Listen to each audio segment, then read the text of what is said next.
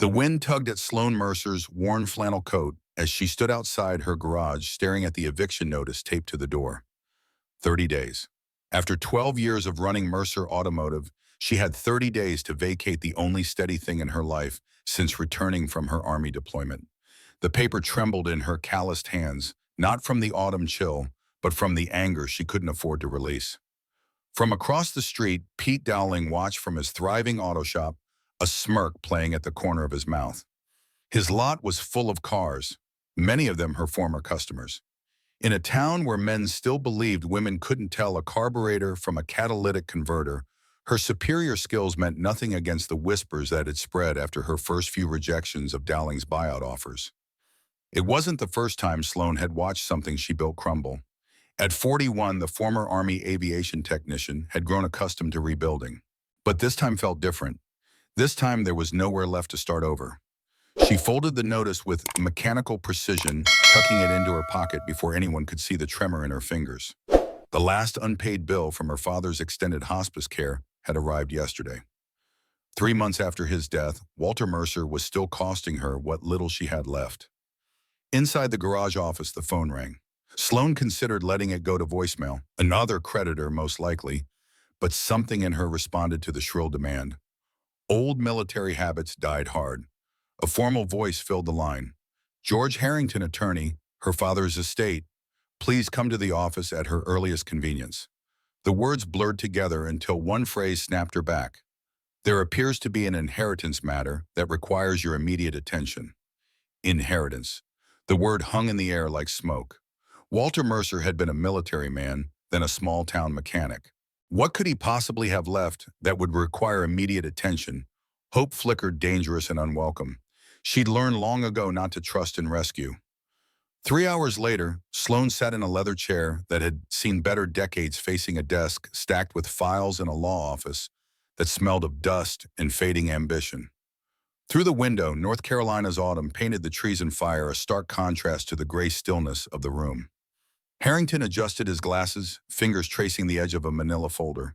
Behind Sloan, her cousin Melanie shifted impatiently, designer purse perched on her lap, like a shield against the mundane surroundings.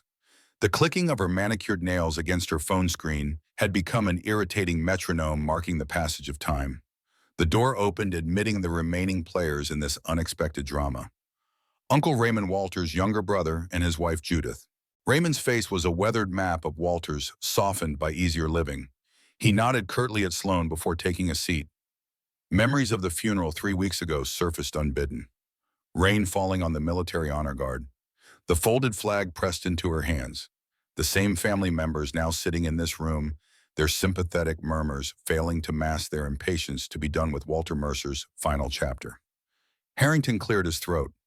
Now that everyone's here, we can proceed with the reading of Walter Mercer's will. He extracted a document from the folder, the paper crisp and formal. It's relatively straightforward. After settling his outstanding debts, your father has left his personal effects to be divided among family as you see fit. Melanie exhaled loudly. That's it. We came all this way for his collection of old tools and military memorabilia. The lawyer raised a finger. There is one specific bequest. To his daughter, Sloan Mercer, Walter leaves his property located at 4752 Old Airfield Road, including all structures and contents therein. The room fell silent for a moment before Melanie's laugh shattered it. The old hangar, that abandoned junk heap out by the forgotten airstrip. What on earth would she want with that? Raymond leaned forward.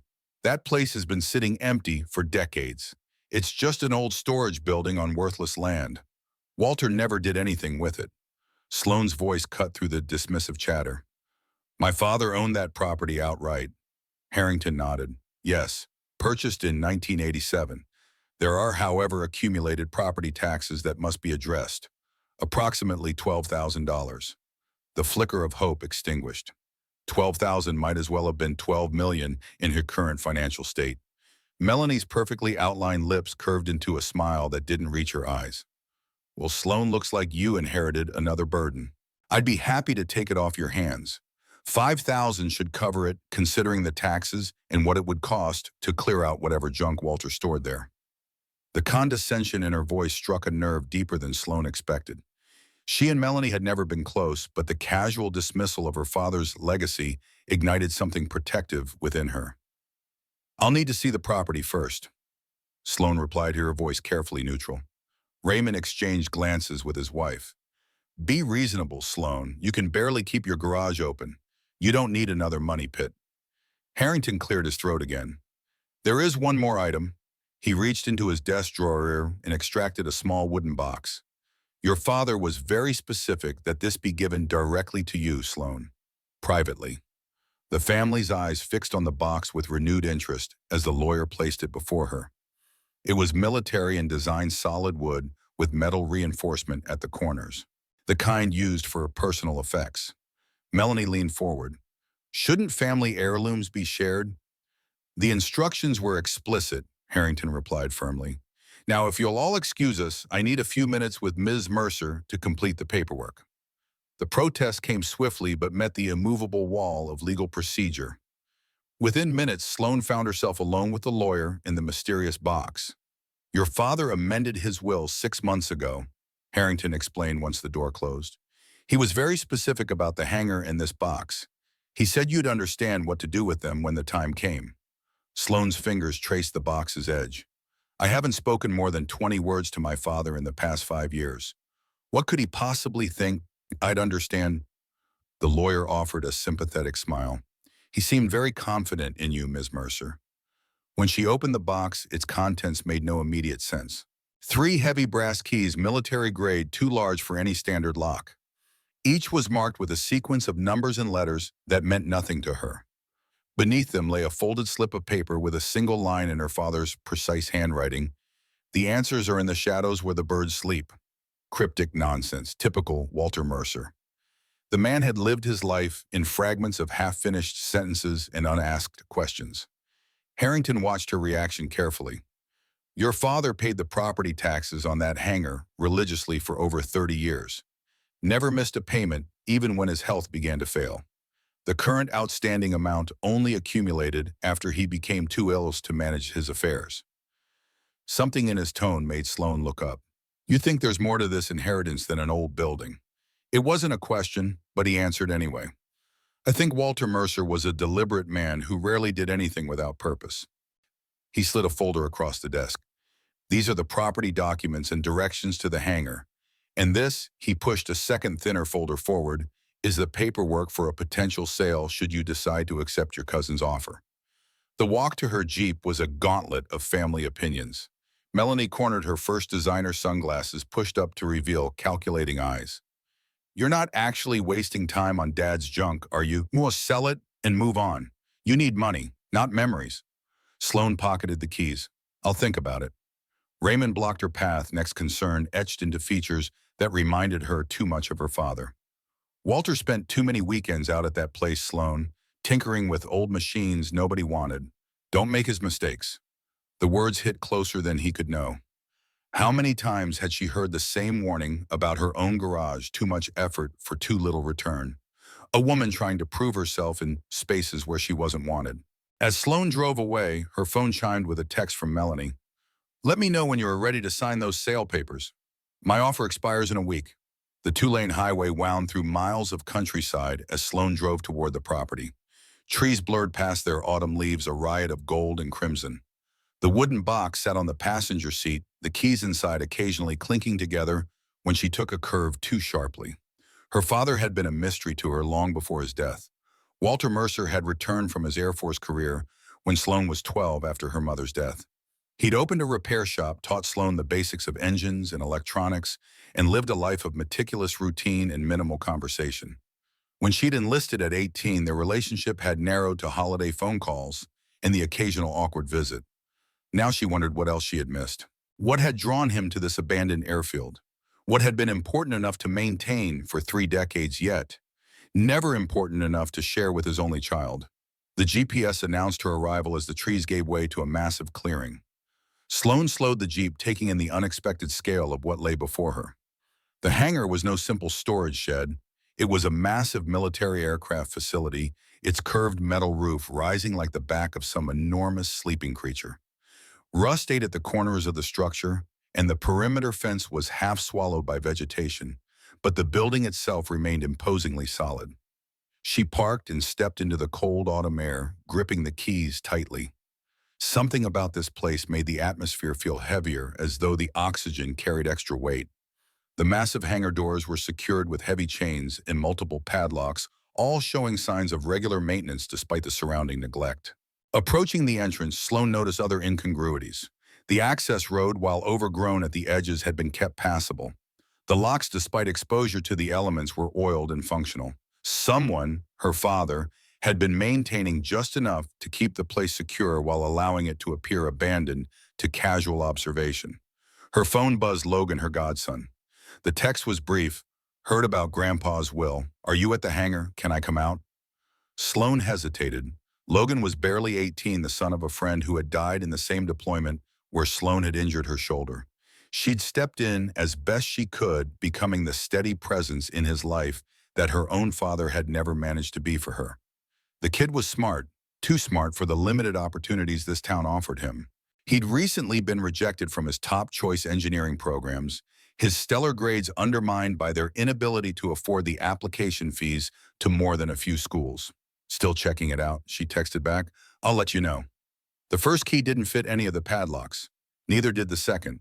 The third, however, slid into the largest lock with military precision. The mechanism turned with a deep, satisfying click that echoed in the stillness. The heavy chains slithered through the handles, pulling at her feet like a metal serpent. The hangar doors resisted at first, protesting with a groan that suggested they hadn't been opened in months. Sloan braced herself, using her weight to force the massive panel enough to create a gap she could slip through. Cold, dry air rolled out from the shadows within, carrying a scent so familiar it stopped her mid-step. Machine oil, metal polish, aviation fuel. Not the stale remnants of long-abandoned equipment, but the sharp, clean smell of maintained machinery. She flicked on her flashlight and stepped inside her boots, echoing on the concrete floor. Dust motes danced in the beam, but far fewer than should exist in a truly abandoned space. As her eyes adjusted to the dimness, the immensity of the interior took shape around her. It was no storage shed, it was a fully equipped aircraft maintenance facility. Sloan moved deeper, her flashlight revealing workbenches lined with tools arranged with surgical precision. Specialized equipment she recognized from her military days. Diagnostic computers, parts catalogs, maintenance logs stacked in chronological order, and beyond them, dominating the center of the hangar floor, stood several massive shapes beneath heavy canvas tarps. The nearest one's silhouette was unmistakable to anyone who had spent time around military aircraft, sleek, predatory, built for speed and stealth. Her hands trembled slightly as she approached.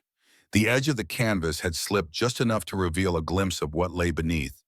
Smooth black aluminum skin, unmarked by corrosion or dust. Maintained, protected, waiting. Sloan pulled back, her breath catching. What the hell had her father been hiding here? This wasn't some hobbyist's restoration project. This was something else entirely. She moved to a nearby workbench, examining the documents spread across its surface. Technical schematics pinned to corkboards.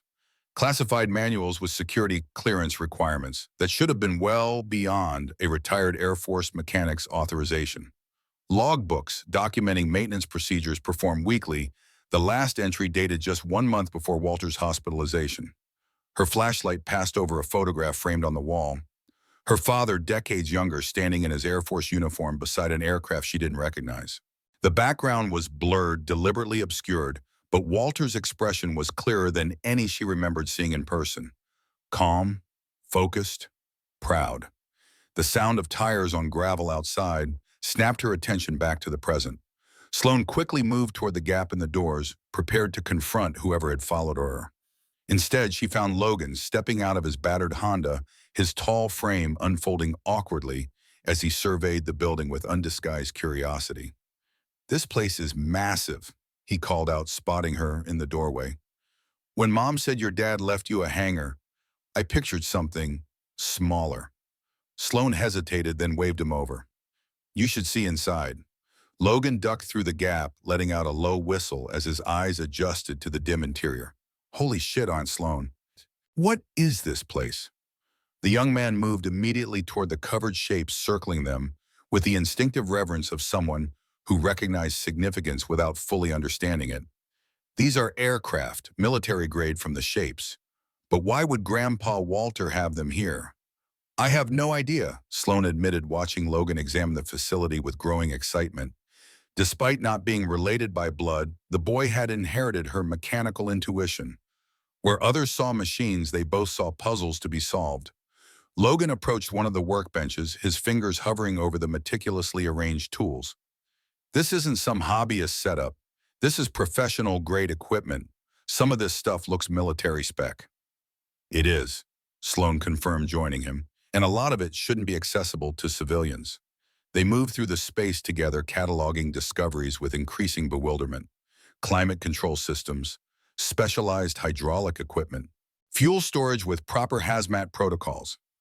Everything a person would need to maintain advanced aircraft in flight-ready condition. Your dad was hiding something serious. Logan said, his voice hushed with respect. This isn't just storage. This is a working facility. Sloan nodded, piecing together a picture she didn't yet understand. Her father, quiet, solitary Walter Mercer, had been leading a double life. The small-town mechanic who fixed lawnmowers and car engines by day had been maintaining what appeared to be classified military aircraft by night. We need to figure out what these are, she decided, approaching the largest tarp-covered shape. Help me with this. Together they located the fasteners securing the heavy canvas and began to remove them systematically. As the covering loosened, Sloan felt an unexpected tightness in her chest.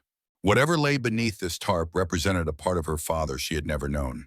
A man with secrets significant enough to warrant this level of security and dedication. The canvas finally slipped away, pooling on the floor around what it had protected for so long. Both Sloan and Logan stood frozen, staring at what had been revealed. Before them sat a sleek aircraft unlike anything in current service. Long, pointed nose, twin engines set close together, matte black coating designed to absorb rather than reflect radar. It was marked with white stencils, XJ42A, Nighthawk, NATO ID classified. Logan circled it slowly, his expression shifting from confusion to awe. This doesn't exist. I mean, I've never seen anything like this in any military aircraft catalog. Because it's not supposed to exist, Sloan realized, running her hand along the cool metal skin. No corrosion, no visible damage. Every panel pristine, every seam tight. This wasn't a decommissioned relic. This was an operational aircraft that had been deliberately hidden from the world. She climbed up carefully to peer into the cockpit. The controls were sophisticated, more advanced than anything she'd worked on during her time in the Army. This wasn't some forgotten prototype. This was bleeding-edge technology that someone had gone to great lengths to conceal. Your dad was maintaining this thing, Logan said, examining the landing gear. These hydraulic lines are new. The seals are fresh. He wasn't just storing it, he was keeping it flight-ready. Before Sloan could respond, a sound cut through the silence. A soft electronic hum from the back wall of the hangar. Both froze, listening as the noise grew more distinct. A panel that had previously appeared dark now showed a single blinking green light. Did you touch anything over there? Sloan asked quietly. Logan shook his head, eyes wide. No, nothing. They moved cautiously toward the source of the sound. What had appeared to be an ordinary wall section was actually a sophisticated communications console, its systems apparently triggered by their presence in the hangar. Wires ran from it into the concrete floor, disappearing beneath their feet. The green light blinked with increasing urgency. Beneath it, a single button was illuminated, comms active. Logan looked at Sloan, uncertainty written across his face. Do we push it? Her military training screamed caution, but something deeper, the same instinct that had made her a skilled mechanic, pushed her forward. This was her inheritance. Her father had deliberately left this to her, not Raymond or Melanie. Whatever secrets lay within this hangar, Walter Mercer had wanted his daughter to discover them. Stand back, she instructed, positioning herself before the console. With a steadying breath, she pressed the button.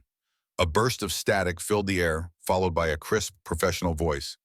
Nighthawk Base, this is Control 1. Monthly status report overdue. Confirm asset integrity. Over. Sloan jerked back involuntarily. The transmission wasn't a recording from the past. It was live current. Someone out there still believed this facility was operational, and they expected Walter Mercer to answer. Logan's face had gone pale. Someone's still running this program, whatever it is. Sloan hesitated, then leaned toward what appeared to be a microphone. This is Sloan Mercer. My father, Walter Mercer, passed away 3 months ago. I've inherited this facility. Silence stretched for what felt like minutes but was likely only seconds. Then, identity verification required. Stand by for assessment team. Maintain security protocols. Out. The console went dark, plunging them back into the hangar's dimness. The space that had felt mysterious moments before now felt exposed, vulnerable. Whatever her father had been involved in, someone else knew about it. Someone who would be coming to this location very soon. We need to get out of here, Logan whispered, already backing toward the door. Sloan shook her head. No, if we leave, we might never get back in. These people, whoever they are, could lock us out of my inheritance.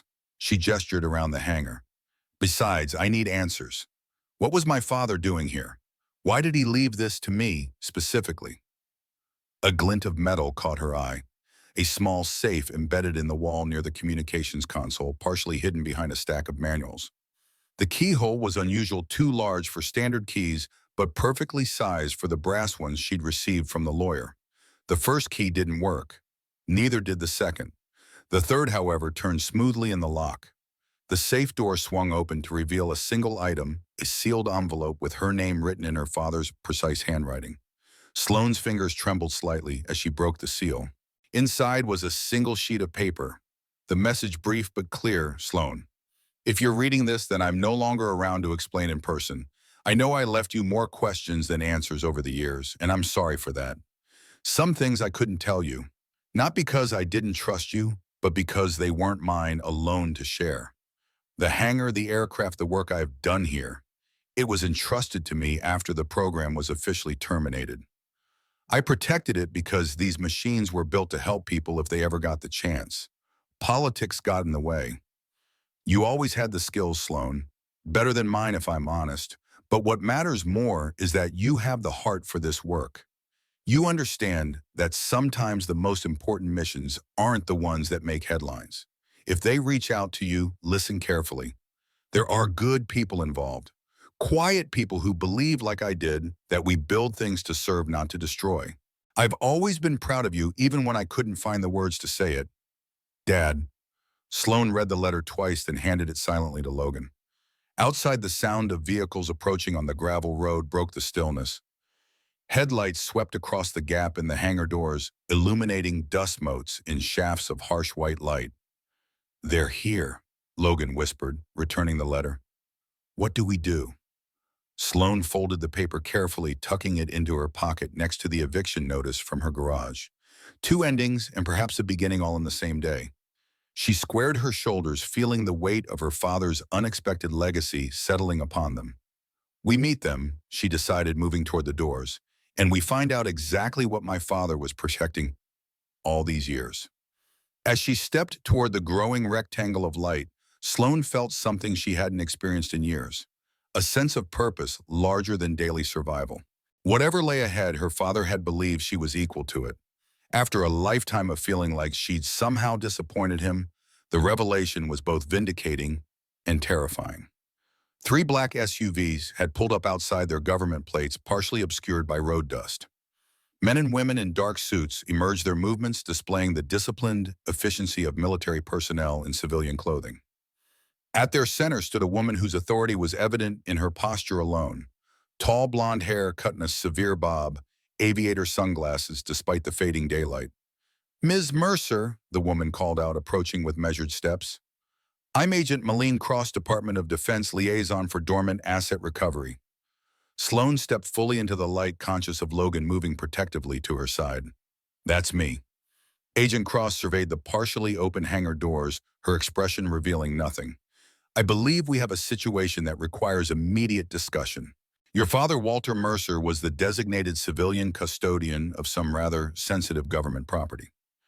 You mean the aircraft? Sloan stated rather than asked. The ones he's been maintaining here for decades, while everyone thought he was just a small-town mechanic with a junk collection hobby. Something flickered across Cross's face, surprise perhaps at Sloan's directness. May we continue this conversation inside too? Behind Agent Cross, the other agents had formed a perimeter, their attention focused outward, scanning the surroundings with professional paranoia. This wasn't a simple recovery operation. This was something else entirely. Logan leaned close to Sloane's ear. I don't like this. Government agents showing up minutes after we activate some old communication system. How long have they been watching this place? The question struck a chord. How long, indeed, had they been monitoring her father all these years?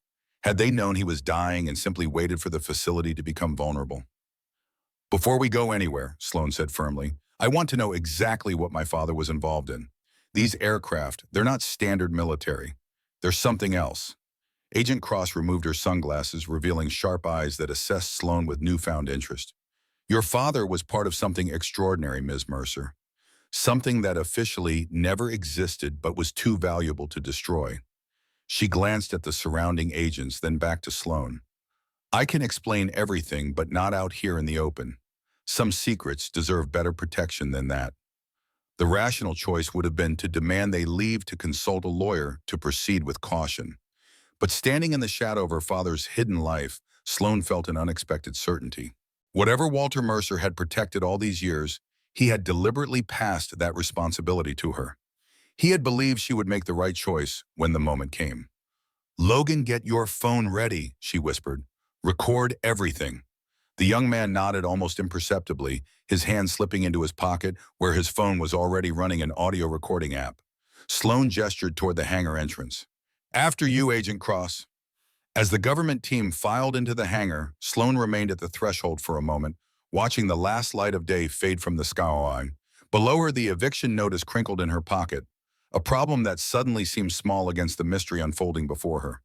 Whatever her father had been guarding in this forgotten corner of North Carolina, it had been important enough to dedicate his life to, important enough to protect from his own government.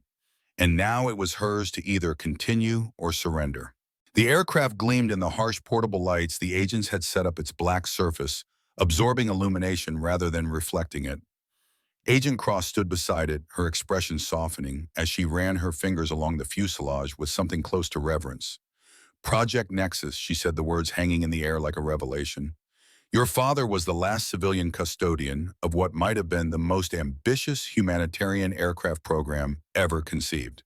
Sloane moved closer, military training making her instinctively skeptical of government representatives bearing convenient truths. Humanitarian? Those look like stealth aircraft. Cross nodded. They are. But not all weapons are designed to destroy Ms. Mercer. Sometimes the most powerful technology is the kind that can go where no one else can, not to attack but to save. The agent moved toward a table where she placed a red folder marked with classification warnings. Your father didn't just maintain these aircraft. He helped design them. Before he was Walter Mercer, small-town mechanic, he was Major Mercer, one of the most brilliant aerospace engineers in the Air Force. The folder opened to reveal schematics memos and what made Sloane's breath catch. A contingency contract naming Walter Mercer as custodial engineer of record for Project Nexus. At the bottom, a clause she'd initially missed: in the event of custodian's death in an absence of active federal reassignment, transfer of guardianship may be considered hereditary pending performance assessment. She looked up from the document, meeting Cross's steady gaze.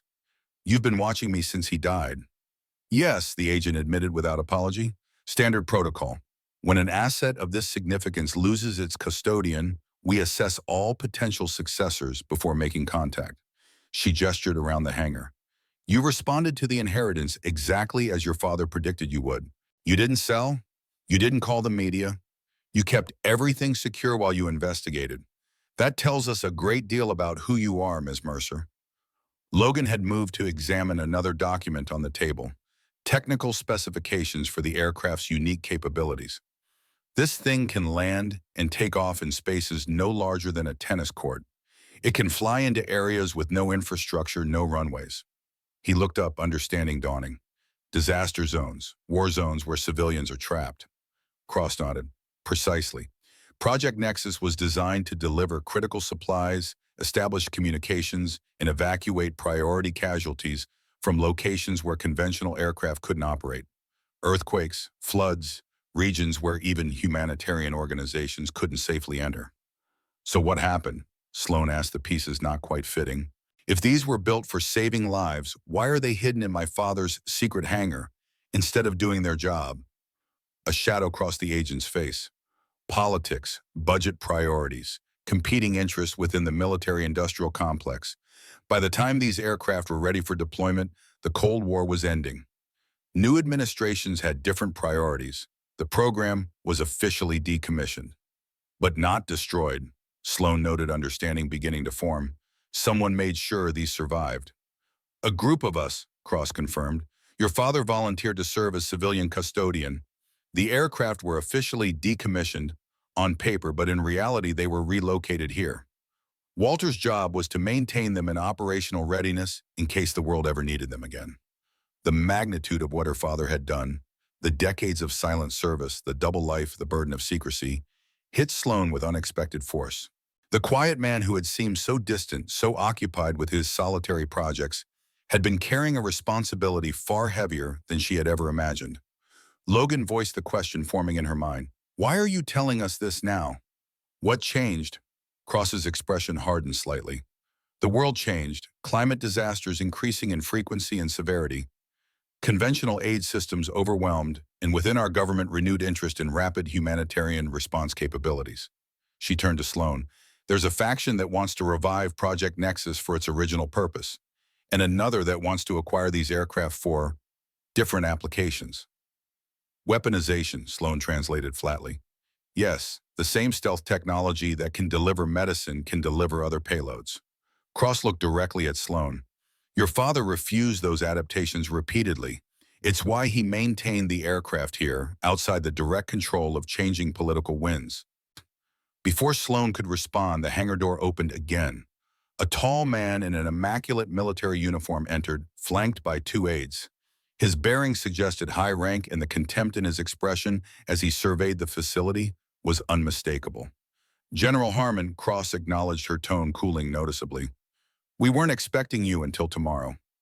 The general ignored her, his attention fixing on Sloan. So this is Mercer's daughter, the mechanic. He managed to make the word sound like an insult. I assume you have explained the situation, Agent Cross, how these valuable military assets need to be transferred to proper facilities immediately. Cross's spine stiffened. I was explaining Project Nexus's history and purpose, General, and discussing the custodial inheritance clause that Walter Mercer established. Harmon's laugh was short and dismissive. Surely you're not suggesting we honor that outdated arrangement. These aircraft belong under military control, not in the hands of a civilian mechanic, especially not a... He caught himself, but the implication hung in the air. A woman, Sloan finished for him, her voice steady despite the anger building beneath it. Is that what concerns you, General, that someone like me couldn't possibly maintain valuable military assets? The general's eyes narrowed. What concerns me is national security, Ms. Mercer. These aircraft represent billions in classified technology. They belong in secure facilities under proper supervision. They were designed for humanitarian missions, Sloan countered, not whatever you're planning to convert them into. Something dangerous flickered in Harmon's eyes. You have no idea what these aircraft were designed for. Your father was a technician, not a strategist. He maintained equipment. He didn't set policy. Cross stepped forward. Walter Mercer was the lead engineer on Project Nexus's propulsion and stealth systems general. He understood these aircraft better than anyone alive. And now he's dead, Harmon stated flatly, leaving a significant security vulnerability that needs to be addressed immediately. He turned to one of his aides. Begin inventory and preparation for transport. No, the word left Sloan's mouth before she could consider its implications. This hangar and everything in it legally belongs to me. You can't just walk in and take my property. Harmon's expression hardened. These aircraft were never your father's to give Ms. Mercer. They belong to the United States government. Then why did the United States government allow him to maintain them here for 30 years? Sloan challenged. Why did they create legal documentation transferring custodial rights? Why was I assessed as a potential successor if this was all just a mistake? The general and Agent Cross exchanged loaded glances. Decades of institutional conflict compressed into a single look. You have 30 days, Harmon finally stated. 30 days to demonstrate that this facility and these aircraft are being properly maintained under your custodianship. After that, I'll return with the proper authorization to transfer everything to military control with or without your cooperation." His gaze swept dismissively over Logan and the hangar. "I suggest you use that time to consider a reasonable compensation offer." With that, he turned and strode from the hangar, his aides following in perfect formation. The message was clear, the clock was ticking. When the door closed behind them, Cross let out a controlled breath. "I apologize for the general. He represents a faction that has been trying to acquire these aircraft for years." "For weaponization," Sloan stated rather than asked. "Yes, the original humanitarian mission doesn't align with his department's priorities." Cross's expression was carefully neutral, but her eyes conveyed deeper concerns. "Your father resisted similar pressures for decades. It's why he maintains such secrecy around this facility." Sloan looked at the massive aircraft gleaming under the lights, her father's hidden legacy now thrust into her unprepared hands. "He never told me any of this. Not one word about Project Nexus, or these aircraft, or his real work in the Air Force." The hurt she'd carried for years, of being kept at arm's length from her father's life, resurfaced with new complexity. "He was protecting you," Cross said quietly. "The fewer people who knew about this facility, the safer it remained. Your father lived with that isolation by choice because he believed in what these aircraft could do if they were ever given the chance." Logan had been examining the aircraft's systems while they talked. He rejoined them, excitement breaking through his earlier caution. "Aunt Sloan, these planes are incredible. The engineering is like nothing I've ever seen. Some of this tech doesn't even exist in current aircraft." Cross nodded. "Project Nexus was decades ahead of its time. That's why certain parties are so interested in acquiring it now." She turned to Sloan. "You have a decision to make, Ms. Mercer. I can help you prepare this facility and these aircraft for inspection, possibly securing your custodianship under the original inheritance clause. Or you can walk away, accept whatever compensation General Harmon offers." The weight of the choice pressed down on Sloan's shoulders. Just hours ago, her biggest concern had been the eviction notice for her garage. Now she stood at the center of a classified military dispute, the custodian of technology she barely understood. Yet something about this felt right. The aircraft her father had protected, the humanitarian mission he'd believed in, the skills he'd taught her that had shaped her own path into aviation mechanics. Perhaps they hadn't been as disconnected as she'd always thought. Outside, the black SUVs were pulling away headlights, cutting through the gathering darkness. General Harmon would return in 30 days, expecting to find a reason to seize everything. 30 days to understand what her father had spent 30 years protecting. 30 days to decide whether to continue his mission or surrender it to those who would reshape it into something he had resisted. Sloan ran her hand along the sleek black surface of the Nighthawk, feeling the cool metal beneath her fingers. For decades, this aircraft had waited in silence, its potential unrealized. Like her. Like the skills she'd honed that no one in town respected because they came with calloused female hands. "Let's get to work," she said, finally turning to Cross and Logan. "I want to know everything about these aircraft, this facility, and exactly what my father was protecting. And then we're going to make sure they can't take it away." As darkness settled fully over the hangar, Sloan felt something shift within her.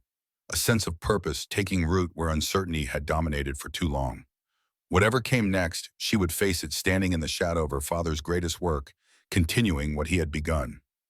After all, Mercer's built things to last, even legacies.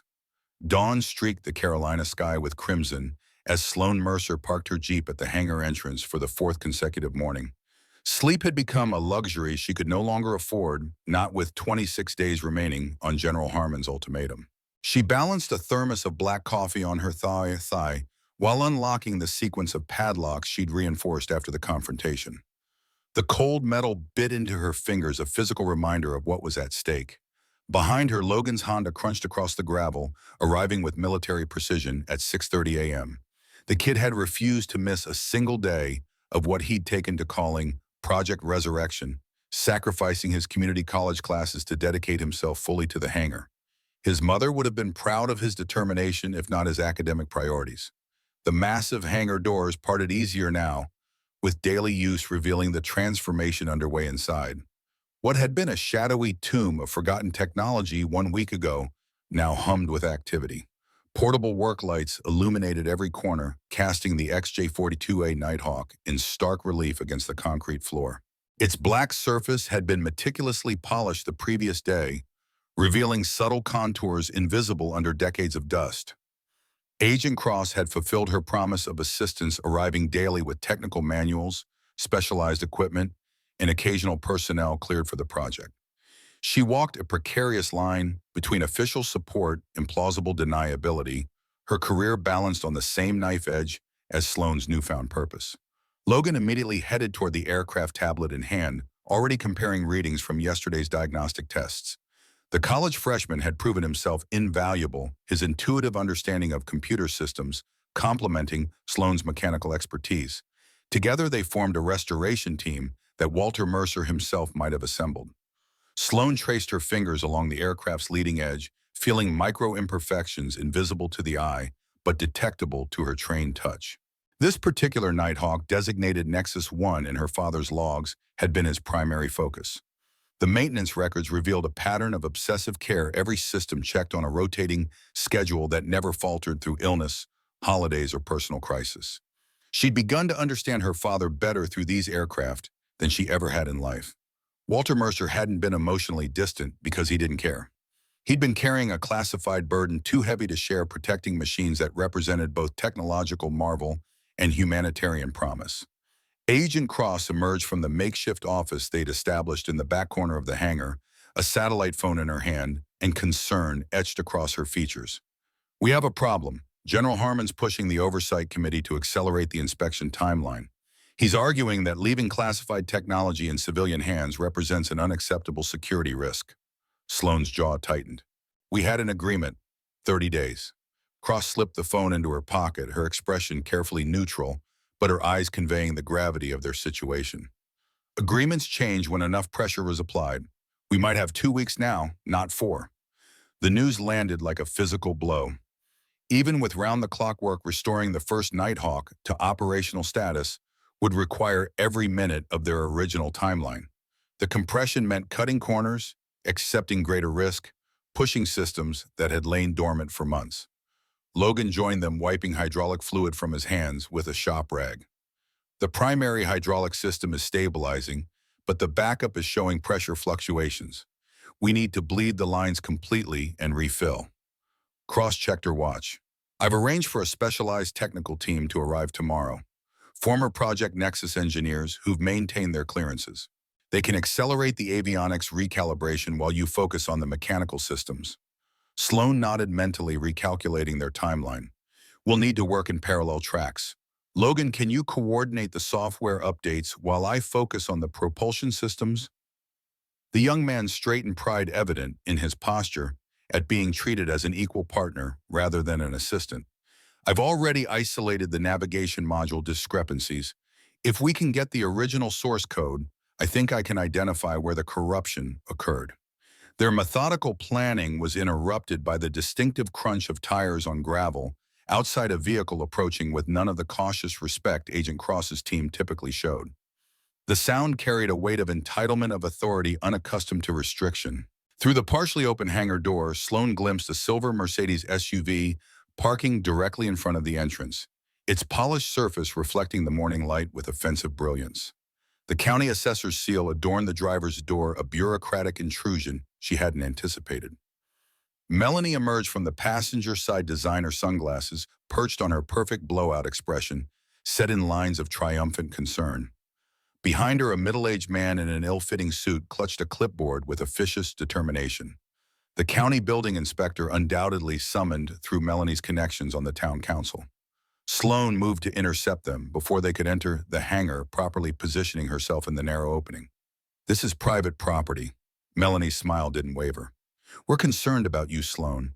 Spending all your time out here ignoring the garage eviction, surrounding yourself with Walter's junk, instead of moving forward."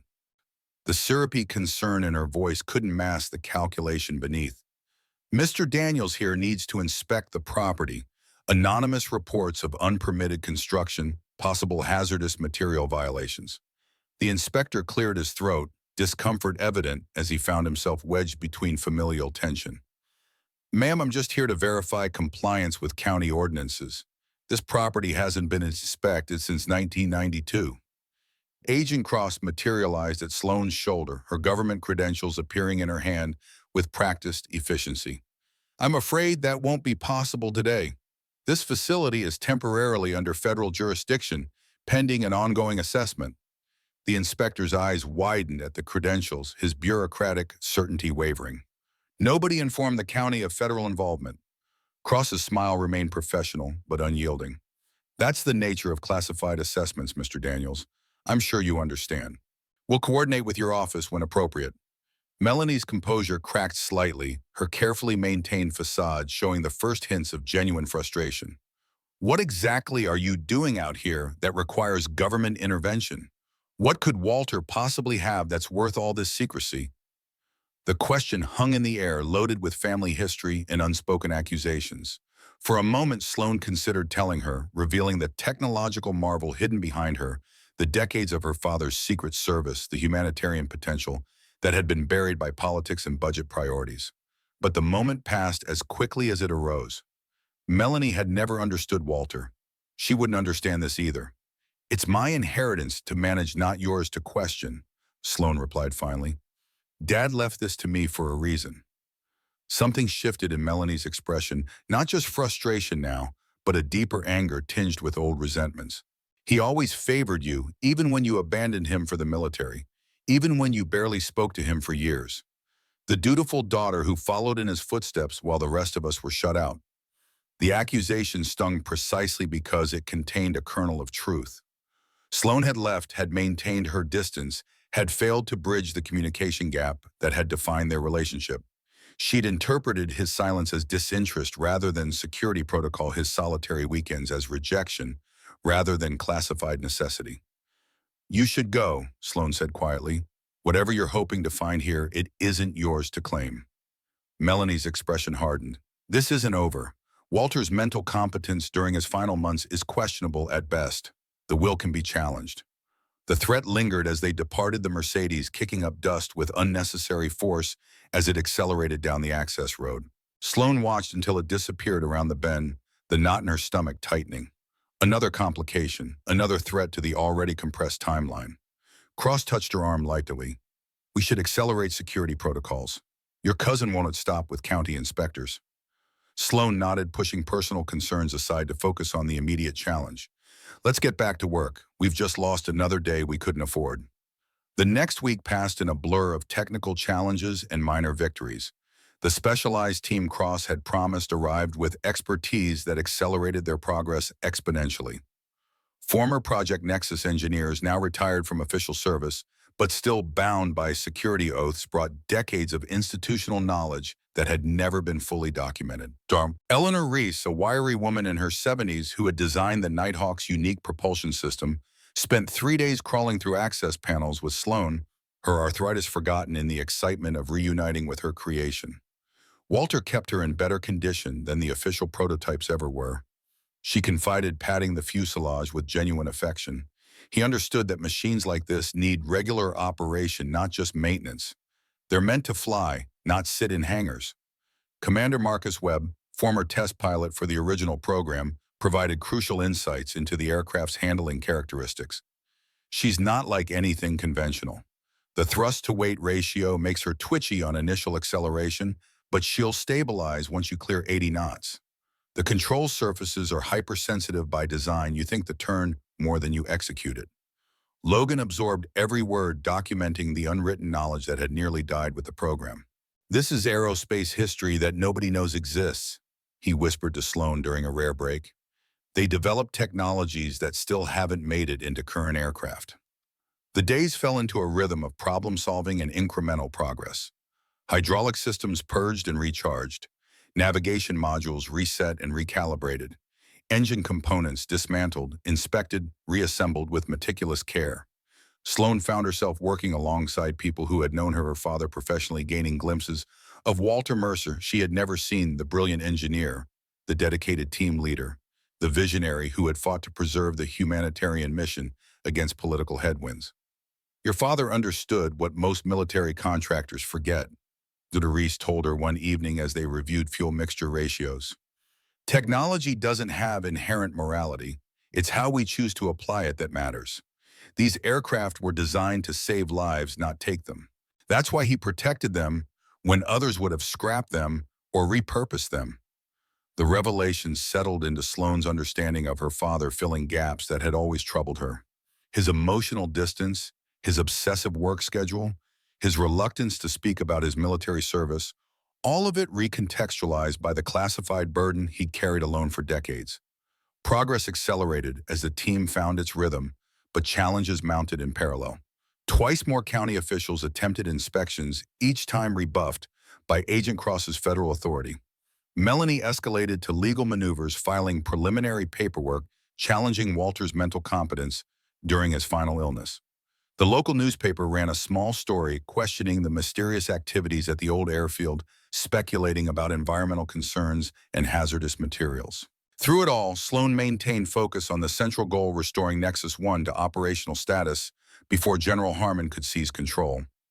The aircraft itself seemed to respond to their attention systems coming online with increasing reliability, diagnostics returning stronger results with each test. On the 10th day, they reached a critical milestone. All primary systems showed green across the diagnostic panel. The engines had been successfully test-fired at minimum power, their distinctive low-frequency hum reverberating through the hangar with menacing potential. The stealth coating had been inspected, centimeter by centimeter patches applied where age had compromised effectiveness. "We're close," Sloan announced to the assembled team, exhaustion evident in the shadows beneath her eyes, but determination undiminished. "Tomorrow we attempt the first full engine test at operational power. After that, we move to pre-flight checks." Cross pulled her aside after the briefing, concern evident in her expression. "Harmon's faction is accelerating their timeline. My sources tell me he's secured preliminary authorization for asset recovery in 9 days, not 14. The news landed like a physical blow. "That's not enough time for proper testing. We need at least 2 weeks to ensure all systems are flight-worthy." "I know, but politics doesn't operate on engineering timelines." Cross hesitated, lowering her voice further. "There's something else. Satellite imagery shows increased activity at Harmon's Black Site facility, preparations for receiving and securing large aircraft. He's not just planning to inspect anymore. He's planning to transport." Sloan alone absorbed the information, mentally recalculating their already compressed schedule. "We need to accelerate. Full engine test tomorrow, abbreviated flight systems check the day after. If everything holds, we move directly to low-altitude hover test." "That's dangerously fast," Cross warned. "These aircraft haven't flown in years. We don't have a choice. If Harmon gets these planes, they'll never fulfill their intended purpose." Sloan's voice hardened with conviction that surprised even her. "My father didn't protect them for 30 years just to have them weaponized now." That night, long after the others had departed, Sloan remained in the hangar alone. She sat in the Nighthawk's cockpit, familiarizing herself with the controls running through sequences described in the operations manual. The seat had been designed for someone larger, requiring cushions to position her properly at the controls. But the system layout felt intuitive, as though her years working on military aircraft had been unconscious preparation for this specific moment. Her phone buzzed with a text from Logan. "Going through Dad's logs. Found something strange. Call me." She dialed immediately, concern rising at the unusual message. Logan's voice came through with barely contained excitement. "I've been cross-referencing the maintenance logs with the original design specifications, and there's a discrepancy. The fuel efficiency in your dad's logs is consistently 23% higher than the official numbers." Sloan frowned, processing the implication. "That's not possible. The engine design is fixed. You can't dramatically improve efficiency without structural modifications." "Exactly. But according to these logs, your father was achieving flight ranges well beyond the official specifications. He was documenting flights of up to 9 hours on standard fuel loads. The official specs top out at 7. The revelation struck her like electricity. He modified them, made improvements beyond the original design. Not just improvements, breakthrough modifications that nobody else knew about. And he documented everything in code throughout these logs. Logan's voice accelerated with the thrill of discovery. "I think I've deciphered his system. If I'm right, there's a secondary maintenance manual hidden in the false bottom of the central toolbox. Morning found them hunched over Walter Mercer's secret documentation, meticulously disguised as routine maintenance logs, but containing revolutionary adaptations to the Nighthawk's propulsion and control systems. Modifications that increased range, reduced heat signature, and enhanced maneuverability beyond the original specifications. He was conducting his own R&D program. Dr. Reese whispered, awe evident, as she traced the elegant engineering solutions detailed in the hidden manual. These adaptive fuel injection modifications are brilliant. They would have cost millions to develop in an official program. Sloan felt a surge of pride mixed with renewed grief. Her father had been more than a caretaker. He had been an innovator, continuing to perfect his creation in isolation without recognition or support. Can we implement these modifications before the inspection? Doris nodded slowly. The groundwork is already laid in the physical systems. Your father built in the hardware changes years ago. We just need to activate the modified control protocols he developed. The discovery energized the team, providing both technical advantage and psychological boost. Walter Mercer hadn't just preserved the past, he had been building for a future where these aircraft might fulfill their humanitarian potential. With renewed determination, they prepared for the full engine test. Safety protocols were reviewed and double-checked. Fire suppression systems stood ready. The hangar doors opened fully for the first time, revealing the expansive concrete apron beyond where military aircraft had once regularly departed. Sloan positioned herself in the cockpit communications headset, secure, while the support team monitored from safe distance. Logan manned the diagnostic console, his young face a mask of concentration as he tracked dozens of parameters simultaneously. All systems go for engine start sequence. Sloan reported, her hands moving across the controls with practiced precision despite their unfamiliarity. Beginning primary ignition. The first engine caught with a deep-throated rumble that vibrated through the airframe. Gauges jumped to life, indicators shifting from amber to green as systems engage. The second engine followed moments later, the asymmetric thrust briefly tugging against the wheel chocks before stabilizing. Power at 10%, Sloan called, monitoring temperature and pressure gauges with focused attention. All parameters nominal, proceeding to 20%. The engines responded instantly, their distinctive sound deepening as additional fuel fed the combustion chambers. The aircraft seemed to awaken beneath her decades of dormancy, giving way to purposeful energy. Temperatures rising within expected range, Logan confirmed from the monitoring station. Fuel flow consistent with modified specifications. Step by step, Sloan increased power each increment, bringing the Nighthawk closer to operational capacity. At 50%, the concrete beneath began to vibrate with sympathetic resonance. At 70%, small debris on the hangar floor danced away from the exhaust. At 85%, the true voice of the aircraft emerged, not the screaming wail of conventional jets, but a focused, deliberate hum designed for stealth operations. Proceeding to full power, Sloan announced, and easing the throttles forward to their stops. The response was immediate and exhilarating. The Nighthawk strained against its restraints, a predator eager for release. Every indicator showed optimal performance, every system functioning as designed or better, thanks to Walter Mercer's secretive improvements. After holding maximum power for the required 2 minutes, Sloan began the careful power-down sequence. As the engine spooled down, spontaneous applause erupted from the support team. Even Agent Cross, normally controlled and professional, allowed herself a genuine smile of triumph. The success carried them through accelerated pre-flight checks the following day. Systems that would normally require days of testing were verified in hours. The team worked with focused intensity, aware that each passing day brought General Harmon's intervention closer. "We're ahead of schedule," Sloan announced during the evening briefing, allowing herself cautious optimism. "Tomorrow we attempt low-altitude hover tests to verify vertical takeoff capabilities." Agent Cross remained after the others departed, her expression troubled. "There's been another development. Someone leaked information about the project to local media. A reporter has been asking questions about classified aircraft testing at this location." Sloan's momentary optimism faded. Melanie, possibly, or someone connected to Harmon, creating public pressure to accelerate the recovery. Cross hesitated. "There's more. General Harmon has secured preliminary transportation approval. Heavy transport vehicles have been requisitioned for movement in 7 days. The timeline compression felt like walls closing in. Then we move faster. If the hover test succeeds tomorrow, we proceed directly to low-altitude flight test the following day. Cross's eyes widened. That's extremely aggressive. These aircraft haven't performed a full flight in years. We don't have a choice. If these planes leave this hangar under Harmon's authority, they'll never fulfill their humanitarian purpose. Sloane's voice carried the weight of decision already made. My father protected them for 3 decades. I won't surrender them without proving what they can do. The hover test the following morning proceeded with tense precision.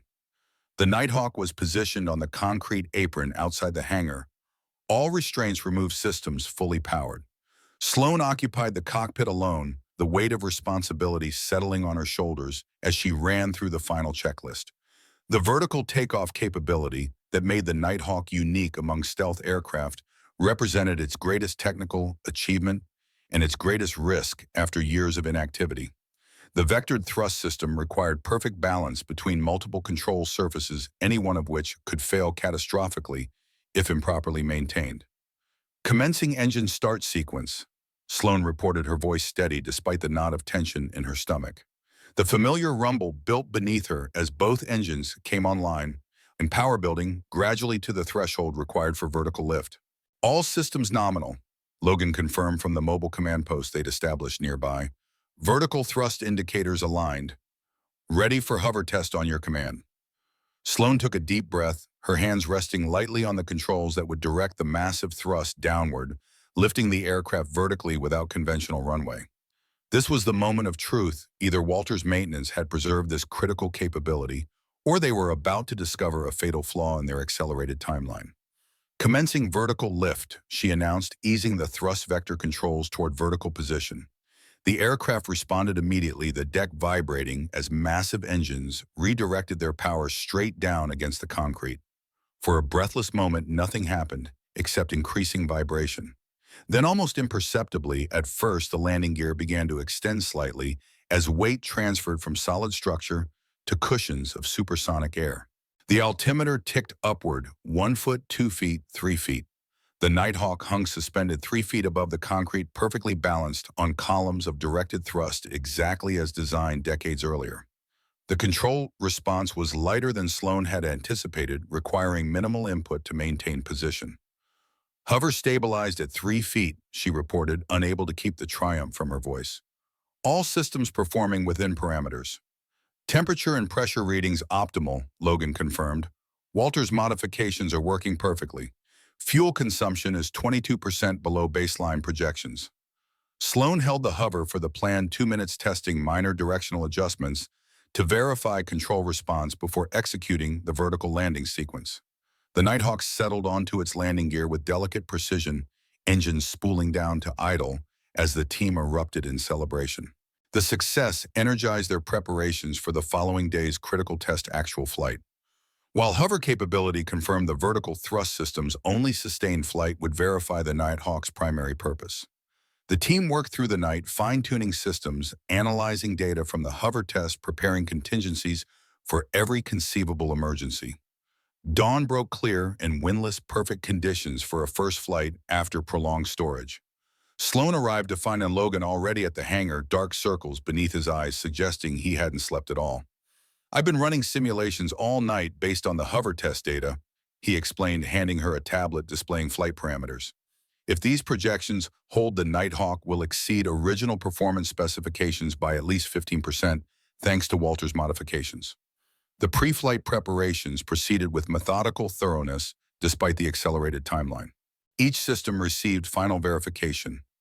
Commander Webb provided last-minute guidance on handling characteristics. Dr. Reese personally inspected the engine modifications one final time. Agent Cross arrived as they completed preparations, her expression grave. "We have a problem. General Harmon has expedited the recovery order. He'll be here tomorrow with military transport and full authorization." The news landed like physical impact. "Tomorrow? That's impossible.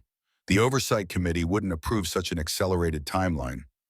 "They did when Harmon presented evidence of unauthorized flight activities at this location." Cross's eyes narrowed. Someone provided him with footage of yesterday's hover test. He's arguing that civilian operation of the aircraft represents an immediate security risk requiring emergency intervention. The betrayal struck from an unexpected direction. Someone on their team, someone they had trusted with access to the hangar and its secrets, had been feeding information to Harmon. Then today is our only chance, Sloan decided, strapping on her flight helmet with renewed determination. We don't just test flight capabilities. We demonstrate the humanitarian application that justified this program's existence. Cross's professional composure cracked slightly. What are you suggesting? A real-world demonstration. Something that proves these aircraft can serve their original purpose better than anything currently available. Sloan checked her watch. What's the status of that chemical plant, fire in Louisiana, the one that's been in the news all week? Understanding dawned in Cross's expression. The evacuation zones are still inaccessible to conventional relief efforts. Roads blocked, regular aircraft can't land close enough to deliver supplies effectively. She shook her head slowly. You're talking about an unauthorized humanitarian mission using classified technology. I'm talking about fulfilling my father's vision, about proving what these aircraft were built to do. Sloan's voice carried absolute conviction. We can deliver critical supplies to communities that have been cut off for days. Show the world what Project Nexus was really designed for. The audacity of the proposal created momentary silence. Then Logan stepped forward, tablet in hand. I've already mapped the affected areas.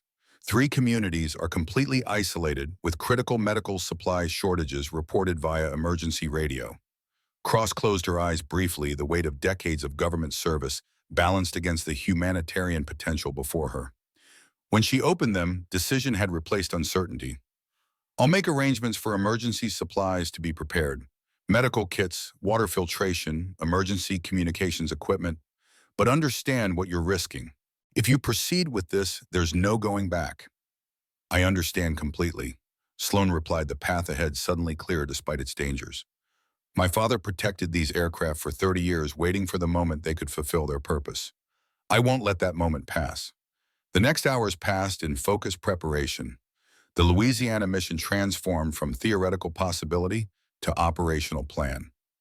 Relief supplies were gathered through Cross's connections with emergency response agencies. Flight paths were calculated to minimize detection, communication protocols established for the isolated communities. As final preparations completed, it approached Sloan with a small package. Your father asked me to give you this if you ever took the Nighthawk up. Inside lay a worn leather flight journal, its pages filled with Walter Mercer's precise handwriting. He kept notes from every test flight, every modification, things he never reported officially. He wanted you to have them when the time came. The gift struck deeper than expected, a final connection across the years of silence and misunderstanding. Sloan tucked the journal into her flight suit, its weight against her heart, a tangible reminder of purpose. The pre-flight check proceeded with meticulous attention despite the accelerated timeline.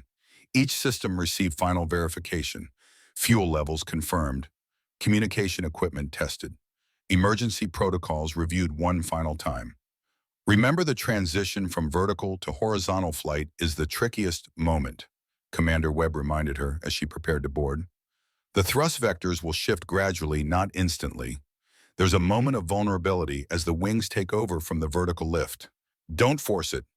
Logan handled final system diagnostics, his young face set in lines of concentration beyond his years. All parameters optimal. Walter's fuel injection modifications are fully integrated. You should have extended range beyond standard specifications. Agent Cross supervised the loading of humanitarian supplies into the Nighthawk's specialized cargo compartment. 3 drop zones programmed into the navigation system. Emergency medical supplies, water filtration, communication equipment. Exactly what these aircraft were designed to deliver. As Sloan climbed into the cockpit, a strange calm settled over her. The past weeks of frantic preparation, the years of disconnection from her father's true work, the lifetime of feeling somehow inadequate to his unspoken expectations, all of it crystallized into this singular moment of purpose. The Nighthawk embraced her like a second skin, its systems responding to her touch with eager precision. Pre-start checklist complete. Engine ignition sequence initiated. Primary and secondary systems online. The aircraft hummed with potential energy, decades of dormancy giving way to awakened purpose. Nexus 1 cleared for vertical takeoff. Logan's voice came through the communications system, the formality of official protocol, emphasizing the historic nature of the moment. Sloan eased the thrust vector controls, directing the massive engine's power downward against the concrete. The Nighthawk responded immediately, lifting with surprising gentleness for a machine of its size. 3 feet, 10 feet, 20 feet. The hangar fell away beneath her as the aircraft ascended vertically into the clear morning sky.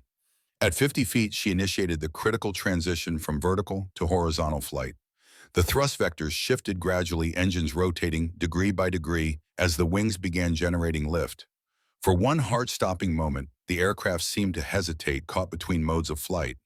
Then the aerodynamics engaged fully, and the Nighthawk surged forward with exhilarating power. Banking gently, Sloan circled the hangar once at low altitude, verifying handling characteristics against Commander Webb's briefing. The controls responded with startling sensitivity, the aircraft anticipating her intentions almost before she expressed them through physical input. "Handling is exceptional," she reported, unable to keep the excitement from her voice. Proceeding to operational altitude and setting course for primary mission. The Nighthawk climbed effortlessly through scattered clouds, its stealth systems rendering it nearly invisible to conventional detection. As the landscape expanded beneath her, Sloan felt a profound connection to her father's vision, not just the technical achievement of the aircraft itself, but the humanitarian purpose that had driven its creation. For 3 decades, Walter Mercer had preserved these aircraft against political pressure, budget cuts, and changing military priorities.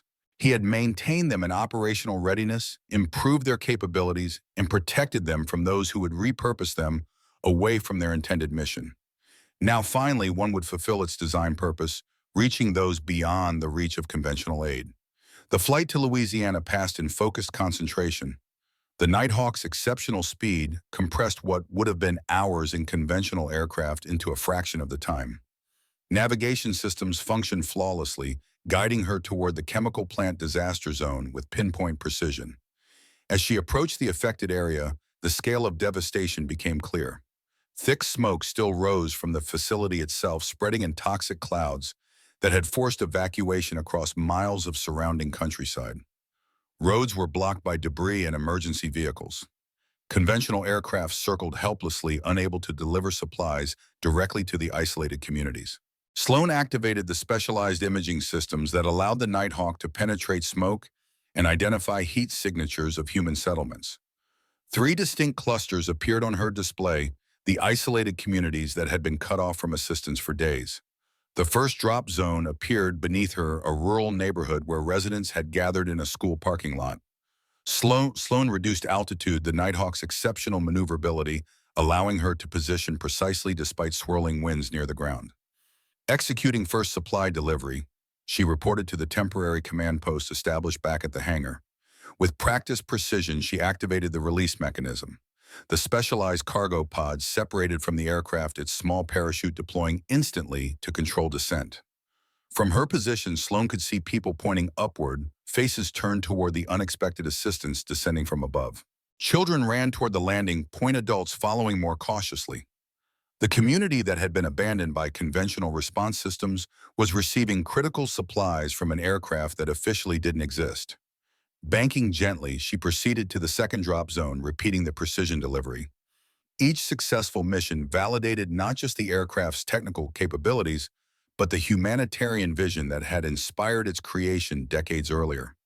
The third delivery presented unexpected challenges. As Sloan approached the final community, a new alert appeared on her tactical display. Military aircraft were approaching from the northeast. Interceptors scrambled in response to unidentified aerial activity in restricted airspace.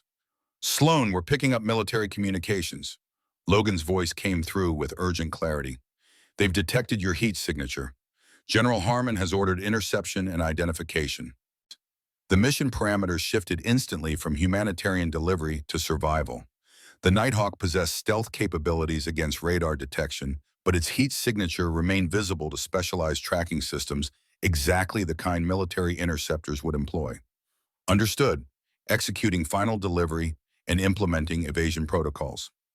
Sloan's military training kicked in years of emergency procedure drills, providing clarity amid rising danger. She completed the third supply drop with accelerated precision, then banked the Nighthawk hard away from the approaching military aircraft. Dropping to treetop level, she activated the full suite of stealth systems Walter had maintained and enhanced over decades. The Nighthawk responded beautifully, hugging terrain contours with precision that no conventional aircraft could match. Its exceptional maneuverability allowed navigation through river valleys and forest corridors that would have been suicide for larger military craft. Military aircraft have lost tracking, Logan reported after tense minutes of evasion. They're implementing search patterns, but you've disappeared from their systems. Relief washed through Sloan, tempered immediately by the knowledge that return to the hangar now carried unprecedented risk. General Harmon would have connected the unauthorized humanitarian mission with the Nighthawk facility. Military assets would be converging on North Carolina even as she flew. "We've received confirmation from emergency services." Cross's voice joined the communication. "All three supply drops successfully recovered. Critical medical supplies already being distributed. You've just saved lives that conventional response couldn't reach." The validation struck deeper than professional pride. This was her father's vision, fulfilled technology applied not for destruction, but for reaching those beyond conventional assistance. The Nighthawk had performed exactly as designed, delivering critical aid where nothing else could. The return flight proceeded under maximum stealth protocols, the aircraft skimming landscape features to minimize detection profile. As the familiar Carolina forests appeared below, Sloan felt the weight of consequence settling alongside accomplishment. They had demonstrated the Nighthawk's humanitarian potential beyond any doubt, but at the cost of revealing its existence to exactly those who sought to repurpose it. The hangar appeared ahead, its massive doors standing open in anticipation of her return. As she initiated vertical landing procedures, Sloan spotted unusual activity on the access road, multiple vehicles approaching with military precision. General Harmon had accelerated his timeline in response to the unauthorized mission. "We have company," she reported, guiding the Nighthawk into final landing position. "Military vehicles approaching from the access road. Looks like Harmon's recovery team." Logan's voice came back tight with tension. "How long do we have?" "Minutes, not hours." The Nighthawk settled onto its landing gear with delicate precision, engines spooling down as Sloan completed shutdown procedures with practiced efficiency. "Prepare all documentation. We're about to make our case whether we're ready or not." As she emerged from the cockpit, the success of the mission remained electric in her veins despite the approaching confrontation. They had proven beyond doubt what her father had protected for 30 years, not just advanced technology, but humanitarian potential that nothing in current service could match. The first military vehicles appeared at the hangar entrance as Sloan joined the assembled team. Agent Cross stood at the forefront, documentation prepared, expression set in professional determination.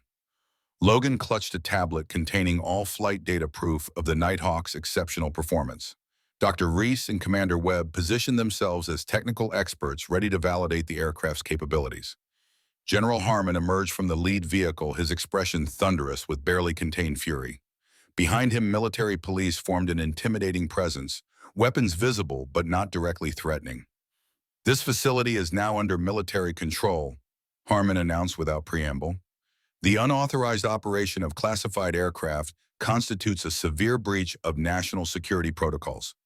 Sloan stepped forward, still wearing her flight suit, the accomplishment of the humanitarian mission evident in her unwavering posture. "This aircraft just delivered critical medical supplies to communities that your conventional response couldn't reach. It performed exactly as designed, fulfilling the humanitarian mission that justified Project Nexus from the beginning." The general's eyes narrowed dangerously. "You have no authority to determine mission parameters for classified military assets, Ms. Mercer. These aircraft will be transported to appropriate facilities immediately." "Under what authority?"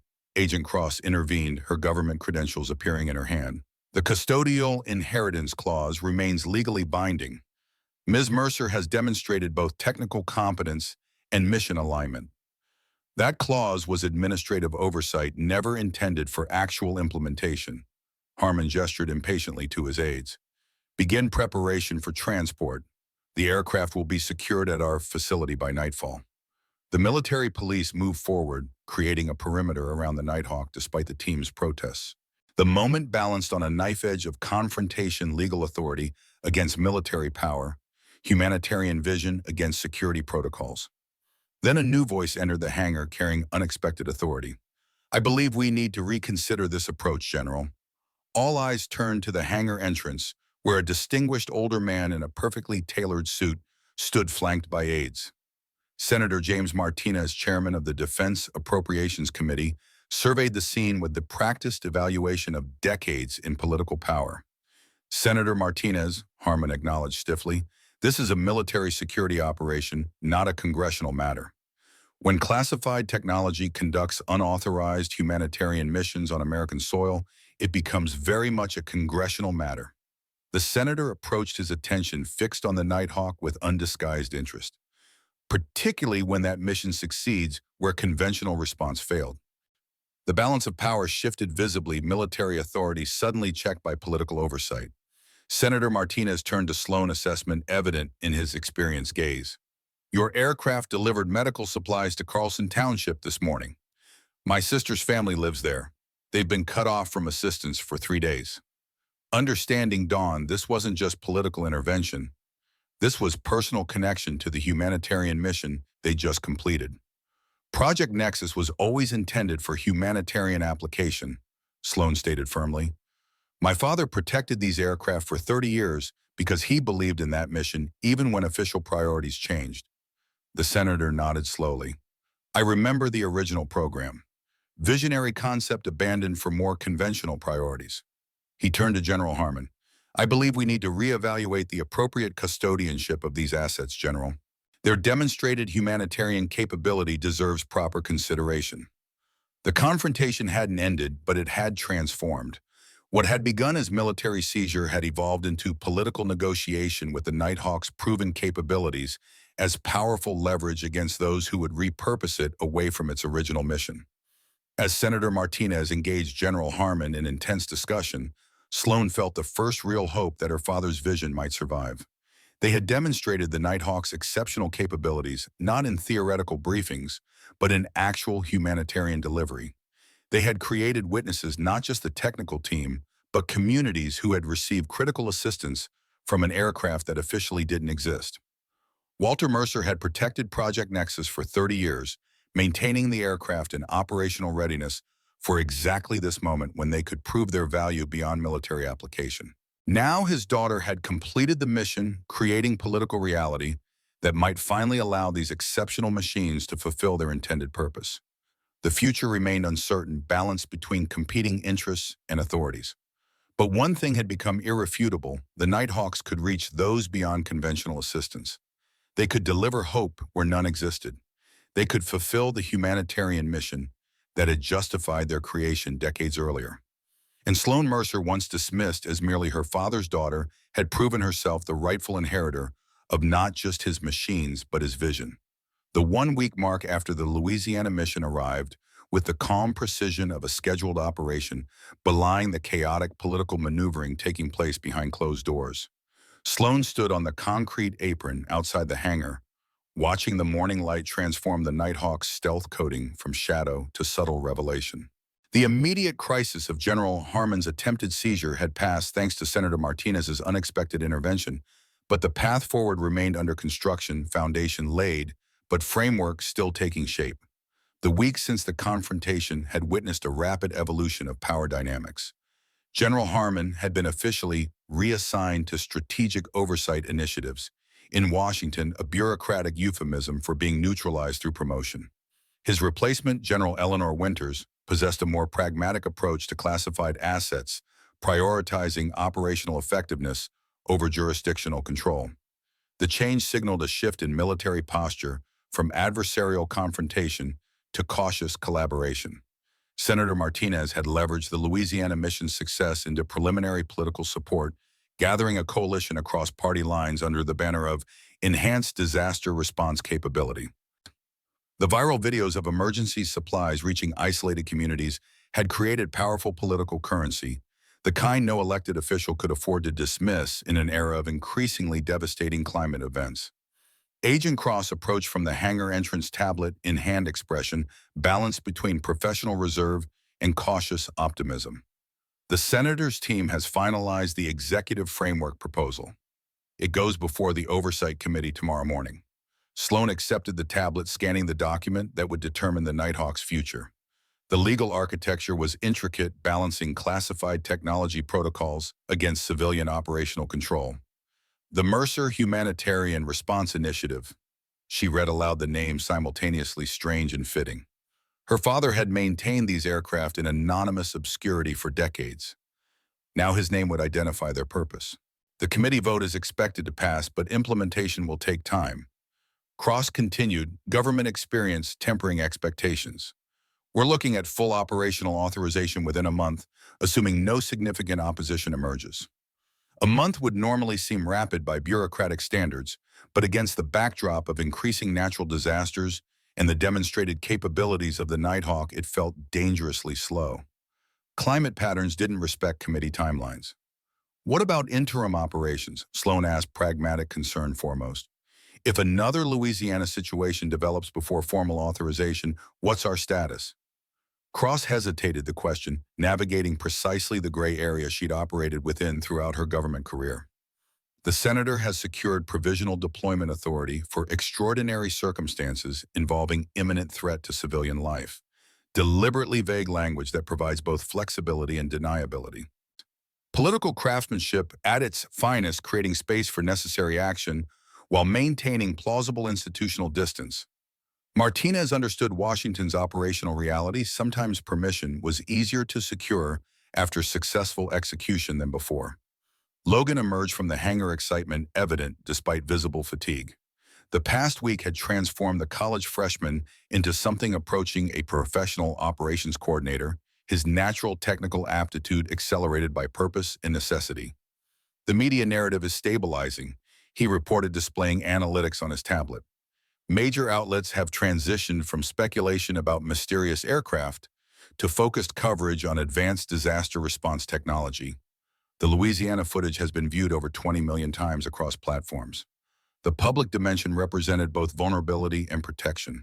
Classification could no longer hide the Nighthawk's existence, but widespread awareness created accountability that complicated military appropriation. The aircraft had become something beyond classified asset. It had become a symbol of humanitarian potential, witnessed by millions. The technical team has completed full diagnostic assessment following the Louisiana mission, Logan continued. Dr. Reese wants to review the findings with you. The performance metrics exceeded even her expectations. Inside the hangar, transformation continued at accelerated pace. What had been a shadowy tomb of forgotten technology 2 weeks earlier now hummed with purposeful activity. The original Project Nexus veterans had been joined by carefully vetted specialists with complementary expertise, former military pilots with humanitarian experience, disaster response coordinators, communications specialists. Classification protocols remained, but the culture had shifted from preservation to activation. Dr. Reese waited beside the Nighthawk tablet, displaying complex performance analytics. Despite her age, the original propulsion system designer moved with renewed energy, decades of professional dedication finding validation in operational success. Walter's modifications performed beautifully. She began without preamble, engineering precision focused on data rather than pleasantries. Fuel efficiency 23% above original specifications. Heat signature reduction 17% beyond baseline parameters. Maneuverability metrics exceeding design tolerances by 12% in high-stress conditions. The numbers confirmed what Sloan had felt during the Louisiana mission, the aircraft responding with capabilities beyond its official parameters. Her father hadn't just maintained these machines. He had systematically improved them through isolated innovation, working without institutional support or professional recognition. He documented everything, Dr. Reese continued, displaying Walter's encrypted maintenance logs. 3 decades of iterative development disguised as routine maintenance. Some of these innovations would qualify for multiple patents if they weren't classified. The revelation carried professional validation that transcended personal connection. Walter Mercer hadn't been an eccentric hobbyist or paranoid recluse as the family had assumed. He had been an engineering visionary, continuing his work beyond institutional constraints, preserving technological potential when official channels abandoned it. We're implementing his final modifications across all three aircraft, Dr. Reese explained, indicating the additional Nighthawks that had emerged from preservation into restoration. With your permission, we'd like to designate them according to Walter's notation system, Nexus 1, Nexus 2, Nexus 3. The designation carried appropriate symmetry, honoring the original program while acknowledging Walter's decades of solitary stewardship. The aircraft deserved identities beyond sterile military classification, particularly now that they were transitioning into humanitarian service. Commander Webb joined them, his military bearing softened by genuine enthusiasm. The former test pilot, who had helped develop the original flight systems, now supervised restoration of the additional aircraft, his institutional knowledge proving invaluable. Nexus 2 should be operational within 10 days. He reported professional assessment balanced with realistic timeline. The airframe is solid, but the control systems need recalibration. Nexus 3 will require more extensive work, approximately 3 weeks, assuming continued component availability. 3 operational Nighthawks would transform response capability from individual demonstration to sustainable program. Multiple aircraft allowing simultaneous deployment across different scenarios. Continuous availability despite maintenance requirements. Training capacity without compromising emergency readiness. What about pilot training? Sloan asked, practical consideration foremost. I can't fly all 3 simultaneously, and we'll need qualified backup pilots regardless. Webb nodded, the question addressing exactly his current focus. I've identified 4 candidates with appropriate experience and security clearance potential. Former military with disaster response background. We can begin simulator training next week if the Senator's framework includes personnel authorization. The rapid expansion from solitary preservation to operational program generated constant logistical challenges, each solution creating new requirements, each capability demanding supporting infrastructure. The transformation from Walter's isolated maintenance to institutional program required organizational architecture beyond technological restoration. As technical discussions continued, Sloan noticed Melanie's silver Mercedes passing through the security checkpoint established at the property perimeter. The enhanced protocols implemented after the Louisiana mission meant her cousin couldn't simply appear unannounced, but appropriate credentials had evidently been arranged.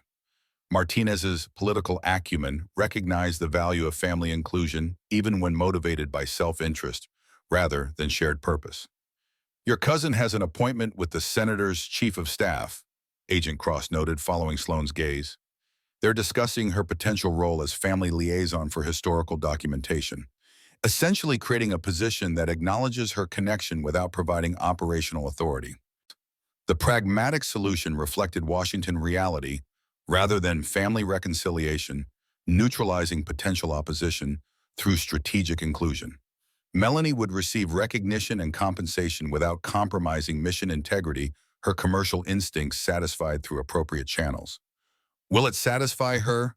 Sloan asked, genuine uncertainty replacing former antagonism. Family complications had evolved from immediate threat to logistical consideration, managed rather than eliminated. Cross's expression suggested professional skepticism tempered by practical necessity. It provides official title, appropriate compensation, and social media opportunities.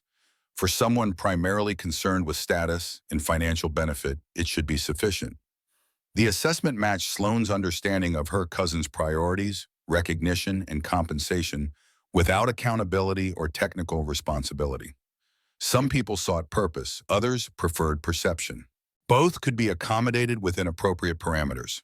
The following weeks witnessed accelerated transformation across multiple dimensions.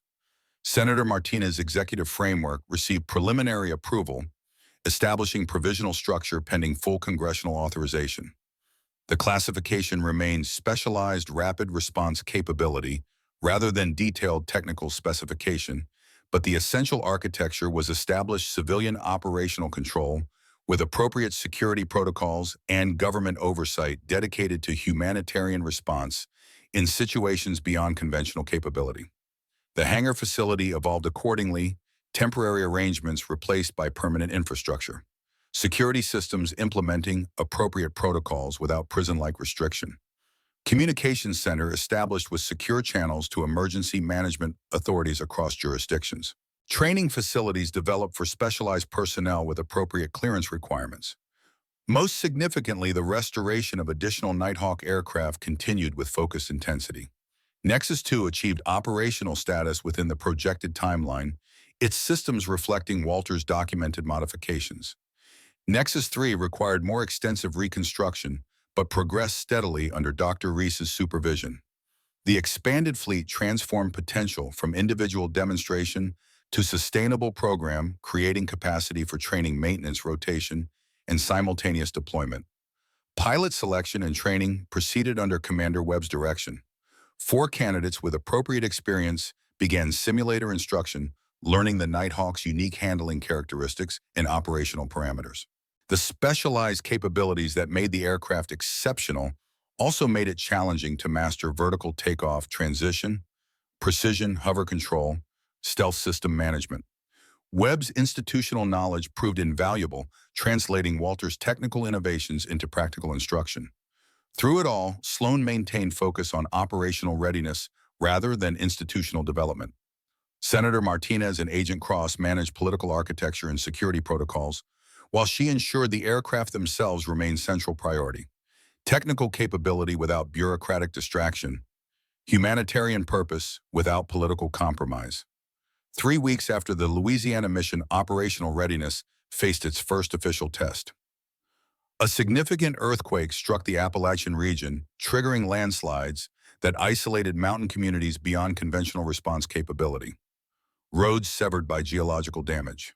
Helicopter landing zones compromised by unstable terrain. Thousands of residents without medical supplies or emergency communication. The Federal Emergency Management Agency issued formal requests for specialized assistance under the provisional authorization established by Senator Martinez's framework. The bureaucratic language disguised urgent humanitarian necessity, request deployment of specialized vertical delivery capability to access geologically isolated communities, pending conventional infrastructure restoration. The operations center established in the transformed hangar activated with professional efficiency. Situation assessment compiled from emergency management authorities and geological survey data. Critical needs identified through remaining communication channels. Mission parameters established for maximum humanitarian impact within operational constraints. 3 primary communities completely isolated. Logan reported coordinating information from multiple sources. Conventional air assets unable to deliver supplies due to terrain limitations and atmospheric conditions. Estimated 72 hours before ground access can be restored. The scenario represented exactly the circumstances the Nighthawks had been designed to address: isolated populations beyond conventional response capability, requiring rapid delivery of critical supplies. The opportunity to demonstrate operational value within official authorization rather than unauthorized intervention. Sloan supervised mission preparation with focused intensity, each system verified against both standard protocols and emergency contingencies. The Louisiana operation had confirmed the Nighthawks' capabilities. Now they would demonstrate integrated effectiveness within authorized response framework. Primary delivery packages configured for each location. Agent Cross confirmed coordinating with the emergency management authorities. Medical supplies, water purification equipment, emergency communications gear. Support teams positioned at accessible perimeter locations for distribution coordination. The mission architecture reflected evolved capability, not isolated intervention, but integrated enhancement.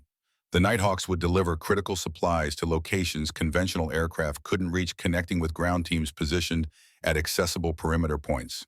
Specialized capability, amplifying established response systems rather than replacing them. Commander Webb conducted final briefing, experienced assessment, focusing team attention on mission-critical factors. Geological instability creates significant landing zone restrictions. You'll need to utilize precision hover capability for supply deployment at designated coordinates. Vertical landing only at location Charlie if medical evacuation becomes necessary. Dirigeras confirmed technical parameters with clinical precision. Walter's modified fuel injection system provides extended range beyond standard specifications. The reinforced landing gear can handle degraded surfaces if absolutely necessary, but vertical delivery is strongly preferred for both aircraft safety and terrain stability. As final preparations completed, Logan approached with tablet displaying latest geological survey data. Satellite imagery shows additional landslide risk developing north of the primary impact zone. 3 more communities potentially facing isolation within the next 24 hours. The information expanded mission parameters beyond initial assessment, increasing both humanitarian necessity and operational complexity. Sloan reviewed the data with focused attention, mentally calculating additional supply requirements in delivery sequencing. We'll adjust the flight plan to include contingency assessment of the northern communities. She decided professional judgment, balancing capability against necessity. If conditions deteriorate as projected, we'll establish secondary supply delivery for preventative support. Logan nodded, updating mission parameters in the coordination system. His expression reflected the weight of responsibility beyond his years. The college freshman who had arrived as curious visitor, now functioning as essential operations coordinator. The governor has authorized emergency integration with state response resources. He added, displaying official communication with appropriate verification.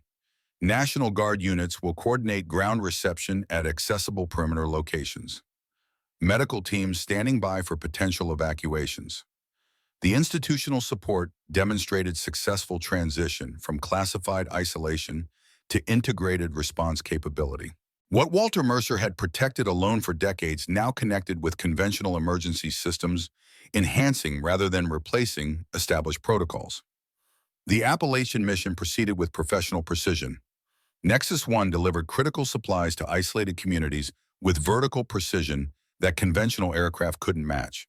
Emergency communications established where infrastructure damage had severed normal channels. Medical evacuations performed where terrain prohibited regular helicopter operations. Each successful delivery validated the Nighthawk's purpose, specialized capability, addressing scenarios beyond conventional response. Not replacing established systems, but enhancing them where limitations existed. The technology Walter Mercer had protected for decades fulfilled its intended function, preservation giving way to active service. Unlike the Louisiana mission's dramatic urgency, the Appalachian operation proceeded with authorized integration. No military interception or clandestine evasion. No political confrontation upon return. Instead, professional coordination with established emergency management systems, official acknowledgement of specialized contribution to comprehensive response. The success established operational precedent beyond theoretical potential. Not just classified technology with humanitarian application, but demonstrated effectiveness within authorized framework. The Nighthawk's transition from hidden preservation to active service gained institutional validation, strengthening political support for permanent authorization. 2 weeks later, Senator Martinez returned from Washington with formal congressional approval. The bureaucratic language disguised significant achievement: authorization for establishment of specialized rapid response capability under civilian operational direction, with appropriate security protocols and governmental oversight, designated as the Mercer Humanitarian Response Initiative. The formal designation represented institutional recognition beyond provisional accommodation, not temporary exception, but established program. Not classified burden, but authorized capability. The structure Walter Mercer had protected in isolation for decades now existed within official framework, his vision validated through demonstrated effectiveness. The senator briefed the assembled team in the transformed Hangar, political accomplishment evident beneath professional demeanor. The authorization includes comprehensive operational parameters, appropriate security classification, and dedicated funding allocation. The Mercer Initiative is now an established component of national emergency response capability. The achievement represented significant political craftsmanship navigating competing interests to establish unprecedented structure. Civilian operational control of classified technology, humanitarian application of advanced capabilities, appropriate security protocols without restrictive limitation. General Winters has been designated as military liaison. Martinez continued acknowledging necessary institutional connection. Her department will maintain appropriate security oversight without operational authority, a balanced arrangement that satisfies legitimate national security concerns while preserving humanitarian mission priority. The compromise reflected pragmatic reality rather than idealistic purity. Classification requirements acknowledged without surrendering operational direction. Military connection maintained without compromising civilian purpose. Institutional integration achieved without abandoning original vision. Most significantly, the authorization established permanent leadership structure with Sloan as Director of Operations. The position recognized both technical qualification and personal connection, the engineering expertise developed through military service and civilian mechanics, the moral commitment inherited from Walter's example. The daughter who had once felt disconnected from her father's life now continued his mission with institutional support he had never received. The formal authorization accelerated ongoing development. Additional personnel received security clearance and technical training. Supply chains established for specialized maintenance requirements. Mission protocols developed for diverse humanitarian scenarios, from natural disaster to medical emergency. As operational capacity expanded, Sloan found herself increasingly drawn to her father's private office at the back of the hangar, the space where Walter Mercer had maintained his meticulous records for decades. The room remained largely untouched since his death, personal artifacts preserved alongside technical documentation. Among the precisely organized materials, she discovered a leather-bound journal different from the maintenance logs, personal reflections, rather than technical specifications. The entries spanned decades, tracking Project Nexus from original conception through classified development to official termination and subsequent preservation. Walter's private thoughts revealed dimensions of the man Sloan had never fully understood in life. The technical brilliance evident in his engineering innovations. The moral conviction that drove preservation when others accepted termination. The isolation inherent in maintaining classified knowledge without community support. Most poignantly, she found entries about herself, pride in her mechanical aptitude, respect for her military service, regret for the communication barriers security protocols had imposed between them. The father who had seemed emotionally distant had actually been carefully observing and documenting his daughter's development security clearance, preventing the connection he clearly desired. The final entry, dated 3 weeks before his hospitalization, revealed his ultimate intention. Sloan has all the necessary qualities: technical, skill, ethical, framework, determination. When the time comes, she'll understand what these aircraft represent beyond their mechanical components. The humanitarian mission requires more than engineering expertise. It demands moral conviction to resist political repurposing. She has that conviction even if she doesn't recognize it yet. The insight struck with unexpected emotional force. Her father had seen potential in her that she hadn't recognized in herself. His apparent emotional distance had masked careful assessment and deliberate preparation, identifying her as the appropriate successor long before legal necessity required designation. 6 months after inheriting the mysterious brass keys, the Mercer Humanitarian Response Initiative had achieved operational stability. 4 successful missions completed within authorized parameters. Technical systems functioning at optimal capacity. Personnel infrastructure established with appropriate classification protocols. The transformation from Walter's solitary preservation to institutional program had navigated political complexity without compromising core purpose. On the first anniversary of Walter Mercer's death, the team gathered for formal commemoration of both personal legacy and program establishment. The simple ceremony took place in the transformed hangar facility, the original aircraft Nexus 1 positioned at center as tangible connection between historical development and contemporary application. Senator Martinez attended personally rather than sending staff representation. Political support manifested through physical presence. What we celebrate today transcends typical government programs. Walter Mercer preserved not just advanced technology, but humanitarian purpose against institutional resistance. His dedication created foundation for capability that now serves communities beyond conventional reach. The political acknowledgement reflected genuine appreciation rather than calculated positioning. Martinez had witnessed the Nighthawk's humanitarian effectiveness firsthand, his sister's community, among those who had received critical supplies during the Louisiana chemical disaster when conventional response proved inadequate. Agent Cross represented government integration with professional acknowledgement. Security protocols exist to protect legitimate national interests, but classification should never obscure humanitarian potential. The Mercer Initiative demonstrates how appropriate oversight can balance necessary security with essential service. Her statement reflected personal conviction emerging through professional obligation career government service, finding alignment between institutional requirement and humanitarian purpose. What had begun as standard recovery operation had evolved into meaningful integration, classification, protecting technology without preventing application. Commander Webb spoke from operational perspective, military experience, addressing civilian application. These aircraft were designed for purpose, now being fulfilled, reaching those beyond conventional capability with life-sustaining support. The engineering was revolutionary, but the mission was always humanitarian at its core. DeReese provided technical validation with emotional resonance. Walter's contributions extended beyond preservation to innovation. The modifications developed during supposed storage represent engineering breakthroughs that enhance performance beyond original specifications. He was never just maintaining these aircraft, he was perfecting them. To Sloan's surprise, Melanie attended the commemoration, her designer clothing incongruous among flight suits and technical uniforms. Their relationship had evolved from antagonistic opposition to cautious accommodation, family connection acknowledged, without pretending deeper understanding. He was always secretive about this place, Melanie noted during a private moment after the formal ceremony.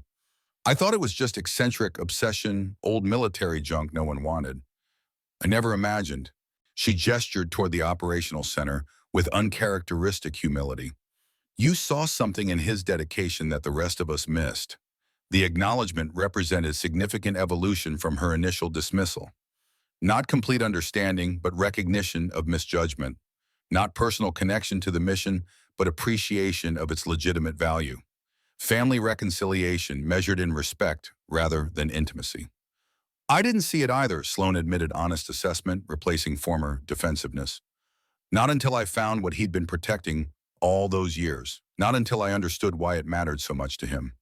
Their conversation reflected genuine, if limited, reconciliation, family acknowledgement, without pretending deeper connection. Melanie would never fully understand the technical achievement or humanitarian purpose that drove Walter's dedication, but she could recognize its legitimate value. Sometimes respect was sufficient where understanding proved elusive. As commemorative ceremony concluded, Logan joined Sloan beside Nexus 1, the aircraft that had initiated this transformation. Unlike the uncertain teenager who had arrived at the hangar nearly a year earlier, he now moved with the confidence of essential team member, his natural technical aptitude enhanced by purpose and responsibility. The weather modeling team is tracking hurricane formation in the Caribbean. He reported professional responsibility balanced with personal connection.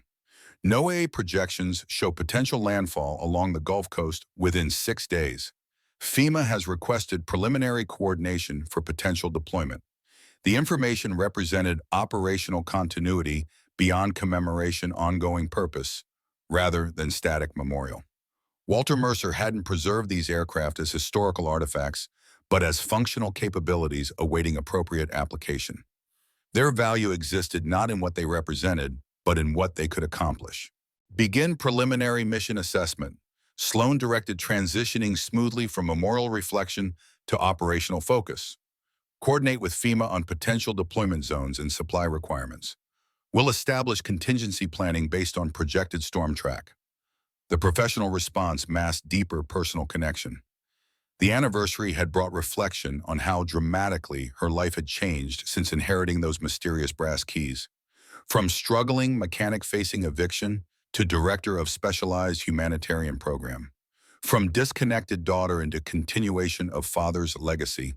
From daily survival to meaningful purpose. As operational planning proceeded around her, Sloan took a final moment beside the aircraft that had transformed understanding of her father.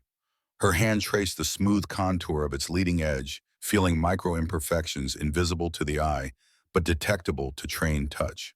The machine represented both technological marvel and personal connection legacy, made tangible through precision engineering. What Walter Mercer had protected for 30 years now served its intended purpose, reaching those beyond conventional assistance with life-sustaining support.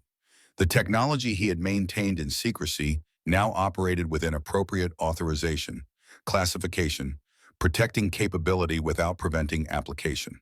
The humanitarian mission he had preserved against political redirection now received institutional support through demonstrated effectiveness.